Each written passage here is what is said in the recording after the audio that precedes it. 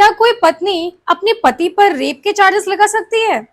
Hey, this is legal सलोनी। आज हम लोग बात करने वाले हैं कि क्या मैरिटल रेप होता है, उसका कॉन्सेप्ट क्या है और क्या कोई पत्नी अपने पति पर रेप के चार्जेस लगा सकती है? क्या वो मेंटेनेबल है?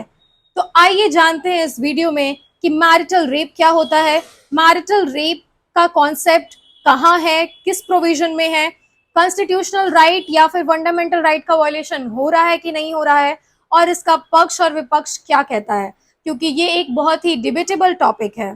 तो आइए बात करते हैं सबसे पहले, व्हाट इज मैरिटल रेप।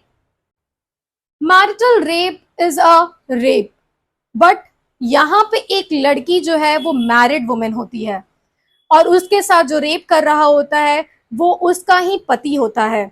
जब कोई पति अपनी पत्नी के साथ रेप करता है तो इसे ही मैरिटल रेप कहते हैं।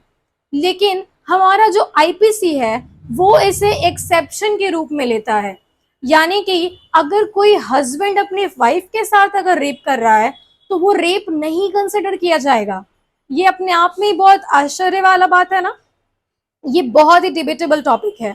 तो ये ऐसा इसलिए है क्योंकि सेक्शन 375 जो है आईपीसी का और अभी सेक्शन 63 जो है भारतीय न्याय संहिता का, वो इसको एक्सेप्शनल मानता है, यानी इसे रेप नहीं मानता है। कुछ चीजों में इसे रेप माना जाता है। सबसे पहले, अगर वाइफ 12 साल से कम उम्र की है तो इसे रेप ही कंसिडर किया जाएगा, और वहीं उसका जो सजा है वो 7 साल से लेके लाइफ इम्प्रिजनमेंट तक का है। लेकिन जब यही 12 साल से 15 साल के बीच में वाइफ होती है और उसके साथ कोई रेप करता है तो उसे 2 साल तक का सजा हो सकता है। लेकिन सबसे इम्पोर्टेंट बात, अगर वाइफ 15 साल से ज्यादा उम्र की है और उसके साथ अगर उसका हस्बैंड रेप करने का कोशिश करता है तो ये कोई अपराध नहीं है। ये कितना गलत साउंड कर रहा है, क्योंकि वो वुमेन ही है, वो एज में ज्यादा है, इसका मतलब ये तो नहीं है कि उसके साथ रेप नहीं हो सकता है। और वो शादीशुदा है, इसका मतलब ये तो नहीं है कि वो प्रोटेक्टेड है अपने हस्बैंड से और हमेशा उसका कंसेंट ही रहेगा। तो इसीलिए ये रेप की कैटेगरी में नहीं आता है और उसको बहुत ज्यादा क्रिटिसाइज किया जा रहा है, और बहुत सारे जजमेंट जो हैं वो फेवर में भी आ रहे हैं और अगेंस्ट में भी आ रहे हैं। तो चलिए समझते हैं इसके हिस्ट्री के बारे में। अगर बात करें हिस्ट्री का, तो सबसे पहले 2017 में Rishikesh Sahu versus State of Karnataka का एक केस सामने आता है, जिसमें कि वाइफ अपने हस्बैंड ऋषिकेश साहू पे ये एलिज करती है, ये क्लेम करती है कि उसने उसके साथ रेप किया है, साथ ही साथ बहुत सारे चार्जेस लगाती है। और सेशन कोर्ट में जब कोर्ट में ये केस पेंडिंग रहता है, तभी जो हस्बैंड है वो उसके लिए एक फाइल कर देता है, इस पूरे ग्राउंड को ही अनकॉन्स्टिट्यूशनल कह देता है और ये फाइल कर देता है स्टेट हाई कोर्ट में, यानी कर्नाटक हाई कोर्ट में फाइल कर देता है। कर्नाटक हाई कोर्ट जब इस बात को सुनती है तो वो कहती है कि 2013 का एक रिपोर्ट है जो कि है जस्टिस JS वर्मा कमेटी की रिपोर्ट। इसके हवाले से वो कहती है कि ये जो कमेटी है इसने कहा था कि ये जो पर्टिकुलर एक्सेप्शन है, ये जो एक पर्टिकुलर अपवाद है कि ये रेप नहीं है, ये गलत है और इसको डिलीट कर देना चाहिए। ये उस कमेटी ने कहा है और हम भी यही मानते हैं, और इसीलिए जो केस चल रहा है वो सही है। लेकिन वहीं जब ये जो हस्बैंड है वो वापस सुप्रीम कोर्ट में जाके केस फाइल करता है और अपील पे चला जाता है, और जब ये स्पेशल लीव पिटिशन फाइल करता है तो सुप्रीम कोर्ट जो है वो स्टे लगा देती है कर्नाटक हाई कोर्ट के एक जजमेंट पे।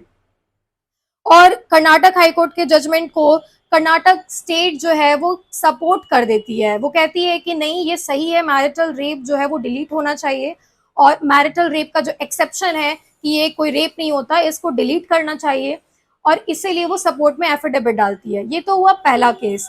दूसरा केस है सिमिलरली इसी टाइम में, लगभग 2022 में, RIT फाउंडेशन एक NGO है और बहुत सारे अदर पिटिशनर जो हैं वो दिल्ली हाई कोर्ट में Khushboo Saifi versus Union of India के नाम से एक केस फाइल करते हैं, और वो भी सेम है, मैरिटल रेप को क्रिमिनलाइज करने के लिए। मैरिटल रेप को क्रिमिनलाइज करना बहुत जरूरी है, क्योंकि अगर ये क्रिमिनलाइज नहीं होगा तब तक कोई भी मैरिटल रेप के लिए केस फाइल नहीं कर सकता है। उसके बाद जब ये केस फाइल होता है तब 2 जजेस के डिविजनल बेंच बैठती है, जिसमें होते हैं जस्टिस शखदेर और जस्टिस शंकर। जस्टिस चकदेर जो होते हैं वो कॉन्स्टिट्यूशनल नहीं कहते हैं, वो कहते हैं कि ये जो मैरिटल रेप का कॉन्सेप्ट है वो जो एक्सेप्शन के अंदर में है वो अनकॉन्स्टिट्यूशनल है, ये जो है ये वुमेन के बॉडीली इंटीग्रिटी को हार्म कर रहा है। और वहीं जस्टिस शंकर कहते हैं कि ये एक लेजिटिमेट ही बात है, एक लेजिटिमेट रिलेशन है, एक सही रिलेशन है, जायज रिलेशन है, और उसमें कंसेंट का होना या नहीं होना से कोई मतलब नहीं है। तो क्योंकि ये दोनों जजेस अलग अलग जजमेंट देते हैं, इसीलिए इसको कहते हैं स्प्लिट जजमेंट। चलिए बात करते हैं कि मैरिटल रेप को क्रिमिनलाइज करने के पक्ष में और विपक्ष में क्या क्या व्यूज और क्या क्या पॉइंट्स रखे जाते हैं, क्योंकि ये एक डिबेटेबल टॉपिक है। तो सबसे पहले पॉइंट्स को समझ लेना बहुत जरूरी है। जो लोग कहते हैं कि मैरिटल रेप जो है वो एक रेप है और इसको एक क्राइम बनाना चाहिए, वो लोग कहते हैं कि आर्टिकल 21 का ये वायलेशन है।